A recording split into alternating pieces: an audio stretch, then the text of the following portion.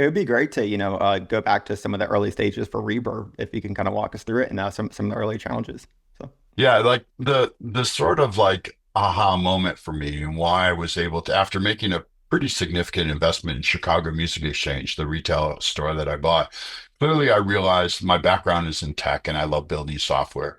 Building an e-commerce platform for a retail store that had inventory, there's really no drive in that. I wanted to go build something, but I needed a product that I could get passionate about and that there was a community that needed it. So like that Etsy moment was a real aha moment that like, yes, build it and they will come. And so we started off with this, basic strategy and Dan Orkin, who I know has presented here before, is on the call and he was an early reverber in the beginning. He drove content strategy, but the whole idea was building a community for musicians and building a whole lot of trust and a whole lot of data around what was a very opaque industry in terms of let's call it used musical instruments.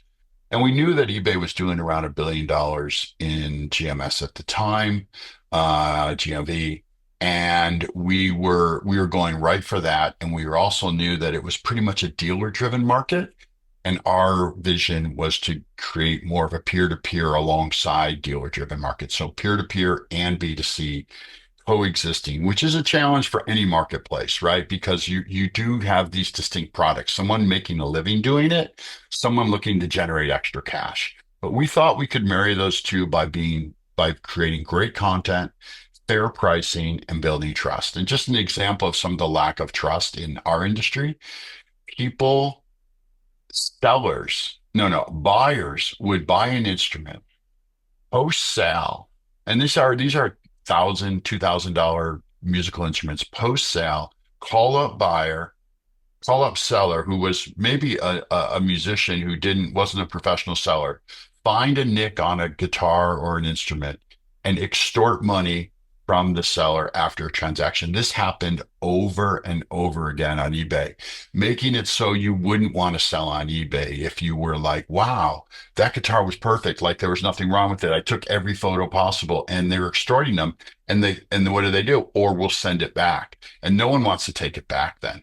That was the first thing we did is you said, if we can't remove that sort of that extortion that exists on eBay, we aren't going to have trust. And we started kicking people off and we started really spending time removing bad messages, removing profanity, removing the sort of ugliness that existed on eBay. And that might sound like obvious to people now, but it wasn't. It wasn't so obvious that you actually had to enforce and police and create a community just like you would any sort of community. And that was sort of big learnings in the beginning.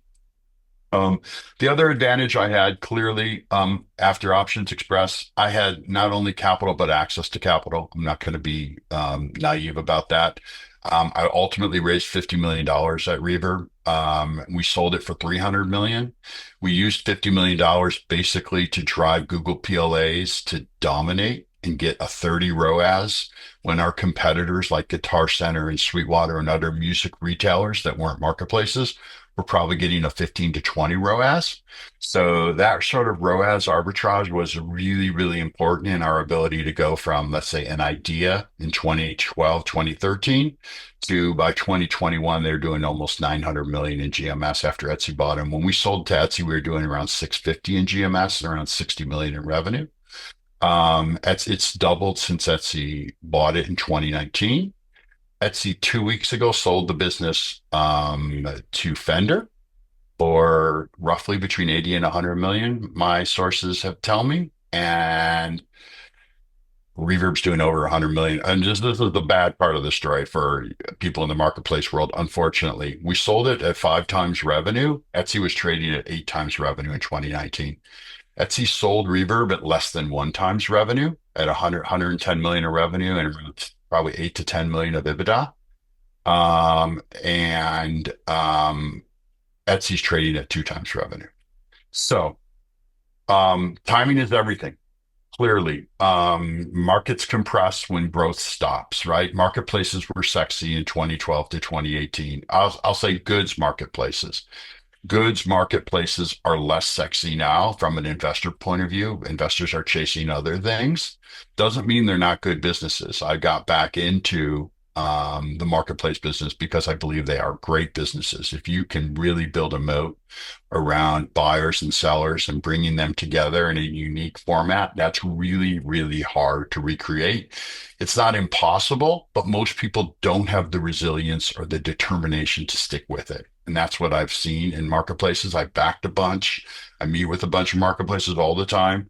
And most people just don't have the resilience. It's 2 to 3 years before you start getting any sort of positive signal to say that you would do that. And then the capital and preservation of capital to reinvest it in marketing and growing that snowball, right? So I'll stop there, but I could go on for days, Mike. So I'll stop and pause and let you interject.